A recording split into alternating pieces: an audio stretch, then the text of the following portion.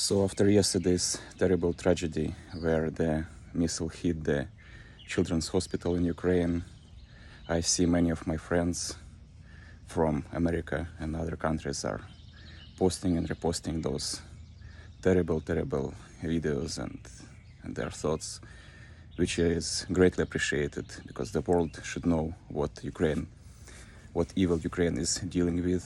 But at the same time, I see that some posts are titled with the narrative like why this war is still going, why this war just cannot stop right now. And these narratives are coming from the people whom I very respect. This is the industry leaders. This is the people that I'm constantly learning from. Wonderful people. And the thing that they are saying those words, it just means they don't understand what's really going on in Ukraine. So let me take 2 minutes of your time and speak about it. First of all, neither United States or Europe, who is kind of supporting Ukraine, is interested in Ukrainian victory. All they are interested in is laundering money and making money on this war conflict, because this war conflict means the older equipment can be given to Ukraine, for example, and the new equipment have to be done, and the budgets have to be created for those new equipment. So that's only one example how governments are making money on this conflict. Also, another important point that neither United States or Europe is really interested in Russia losing this war, because they don't know what will happen if something happens to Russia. This just makes me sick.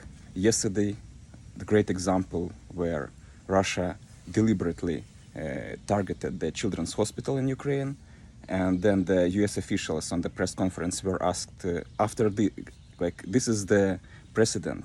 After this precedent, will you finally allow Ukrainians to use the weapons you are giving them against Russian airplanes and airports, like military airports? Basically against those same airplanes that made the strike on the hospital. And the US official answered, no, like our policies are not changed. The Ukrainians cannot use those weapons against the military airports on the Russia territory. So this brings us back to the original question, why this war is still going on and why Ukraine cannot just stop it using, for example, Trump's peace plan. And I will answer, because stopping the war right now will mean hundreds of thousands of people, if not millions of people on temporarily occupied territories will be subject to violence, to torture, to rape. There are hundreds of terrible videos that I wish I never saw, because surprisingly, Russians are having fun recording all terrible crimes that they are doing at war, and they are kind of proud of it. The beginning of 2022, I believe it was, to the raping, to the videos where the Russian soldiers are cutting balls of Ukrainian soldiers and cutting heads. All those videos exist, but Instagram and progressive humanity are not ready to see them. They are not ready to show those videos to you. Seeing those videos, of course, would definitely help you understand why Ukrainians are still fighting. Despite Russian numerical superiority, despite Russian technical superiority, despite Russian control of the sky, the Ukrainians are still fighting, because we know what will happen if Russia will come and stay on those territories. We saw what happened. We saw what happened with those people.